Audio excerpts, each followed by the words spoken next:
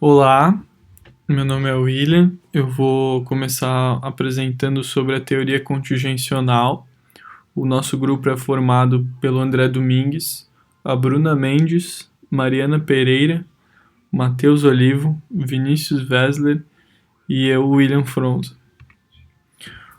Inicialmente eu vou apresentar para vocês o conceito da palavra contingência, que é o que significa algo incerto ou eventual, que pode suceder ou não, e refere-se a uma proposição que só pode ser conhecida pela experiência e pela evidência, e não pela razão.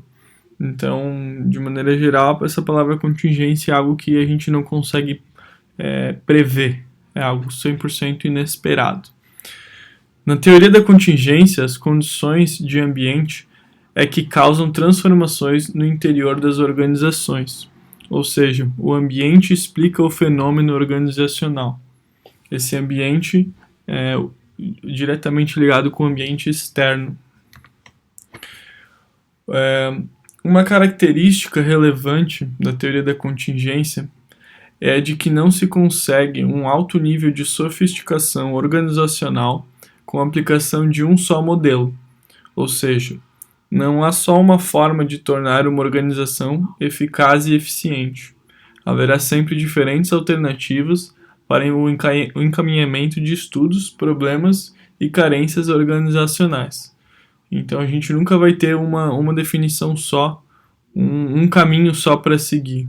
Essa característica da teoria da contingencional é que tu tem vários caminhos para chegar a uma solução. Né? A teoria da contingência ela apresenta os seguintes aspectos básicos. A organização é de natureza sistêmica, isto é, ela é um sistema aberto. Outro, as características organizacionais apresentam uma interação entre si e com o ambiente, de novo relacionando com o ambiente externo. As características ambientais são as variáveis independentes, enquanto as características organizacionais são variáveis dependentes daquelas. Falando um pouquinho sobre as origens, ela se iniciou com o Lawrence e o Lorsch, são esses dois meninos aqui da direita. Eles estavam preocupados com as características que devem ter as empresas para enfrentar com eficiência as diferentes condições externas e tecnológicas, e fizeram uma pesquisa com 10 empresas em diferentes meios industriais.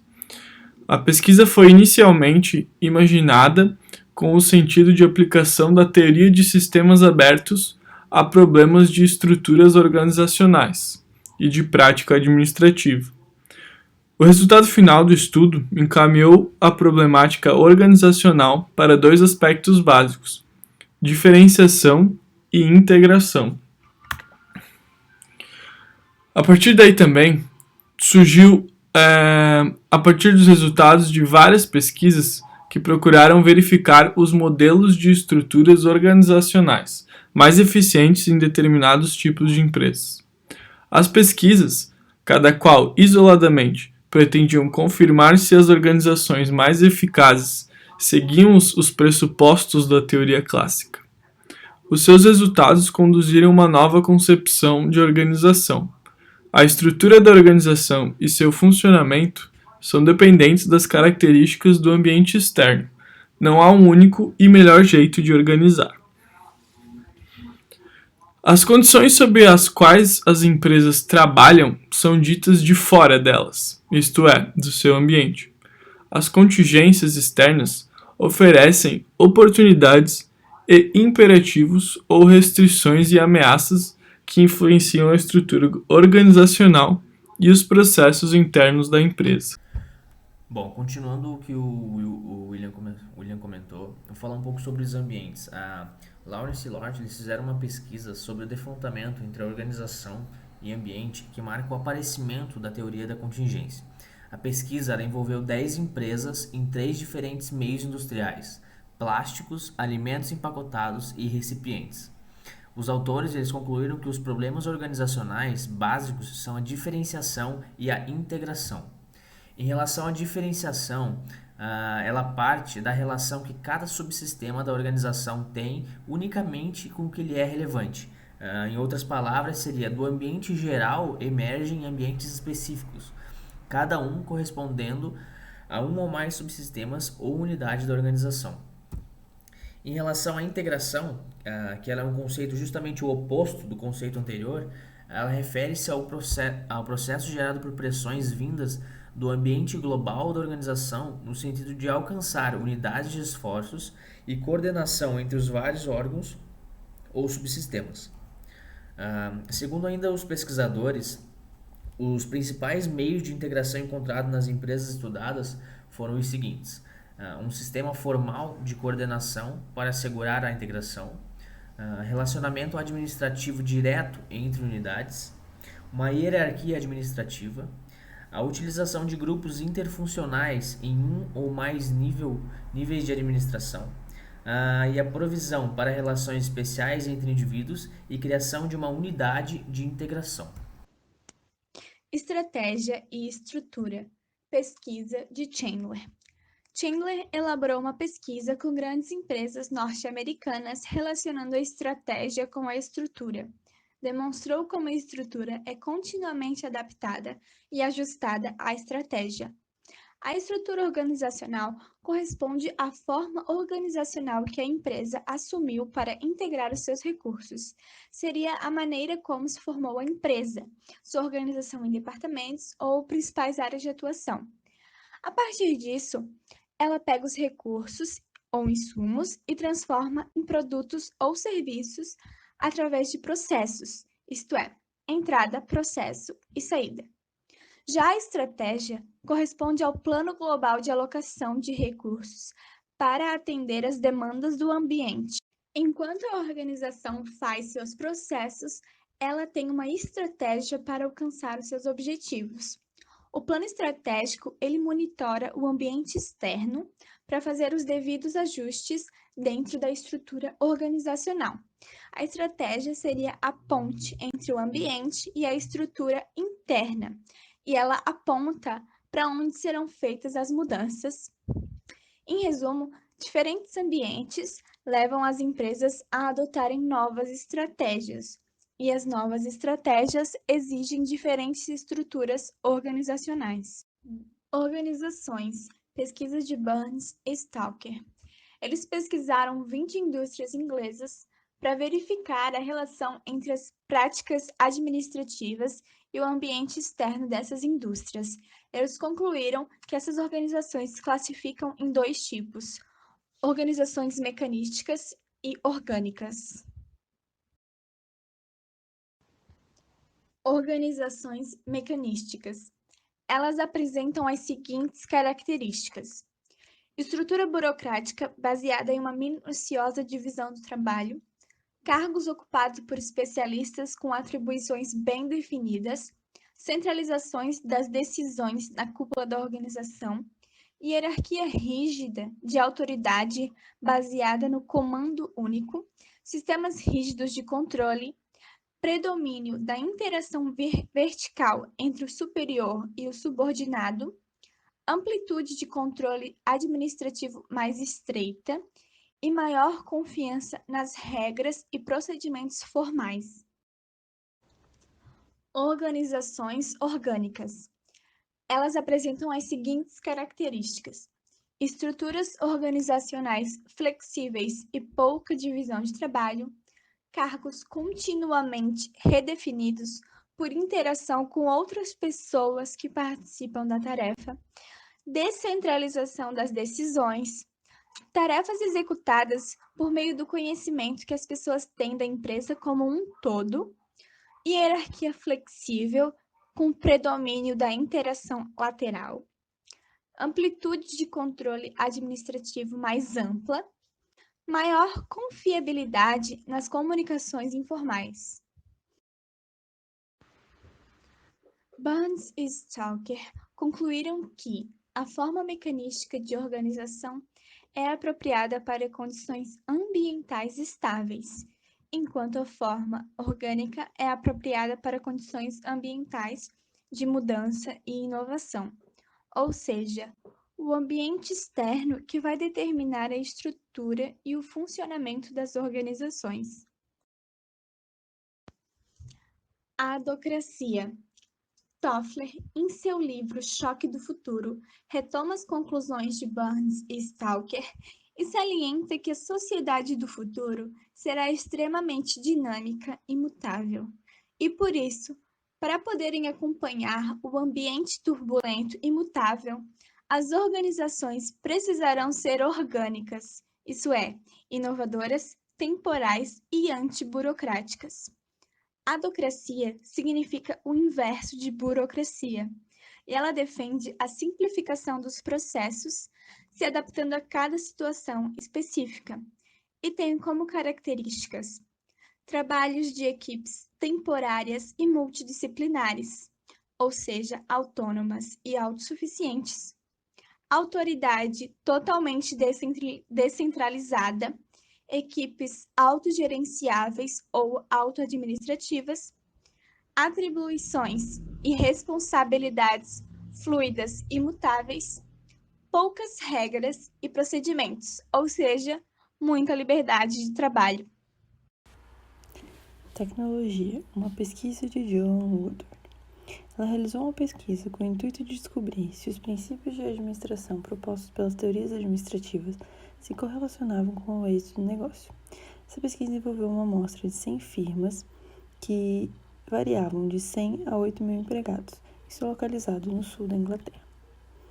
As firmas foram divididas em 3 tipos de produção: unitária, ou de oficina, realizada por unidades ou pequenas quantidades, um processo produtivo menos padronizado e pouco automatizado; em massa ou mecanizada, feita em grandes quantidades, possuindo uma linha de produção ou montagem padronizada, isso com utilização de máquinas; e em processos ou automatizado, produção em processamento contínuo, em que poucos operários monitorizam um processo total ou parcialmente automático de produção.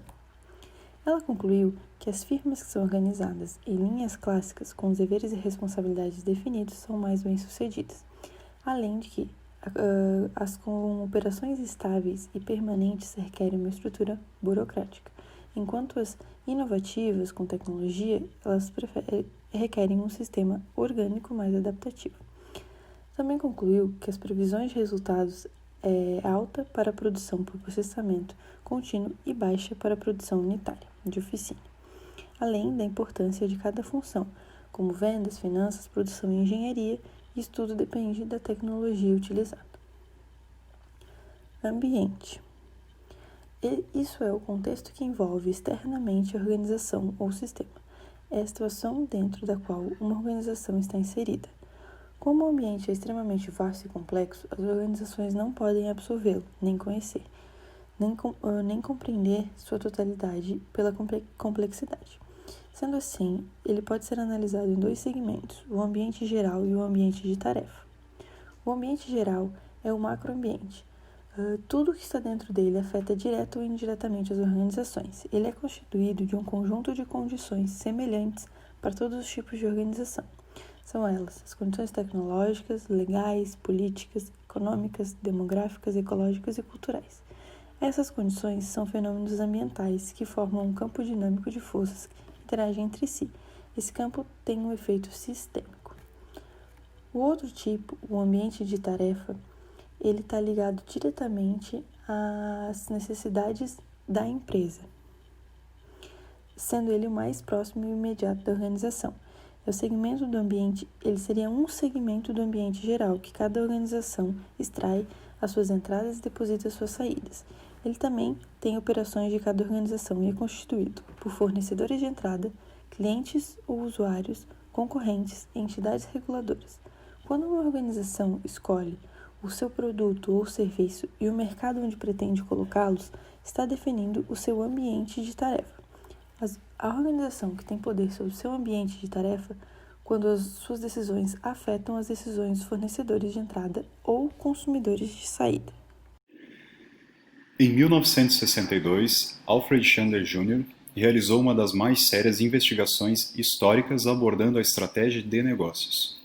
Estudou 4 grandes empresas americanas e demonstrou que as estruturas dessas empresas foram necessariamente adaptadas e ajustadas às suas estratégias durante todo um processo histórico envolvendo 4 fases distintas: a acumulação de recursos, que é a expansão da rede ferroviária iniciada após a Guerra de Seção Americana ocasionou o fortalecimento do mercado de ferro e aço e o moderno mercado de capitais. Com isso, houve um rápido crescimento urbano. As empresas tiveram que ampliar suas instalações de produção e organizar uma rede de distribuição.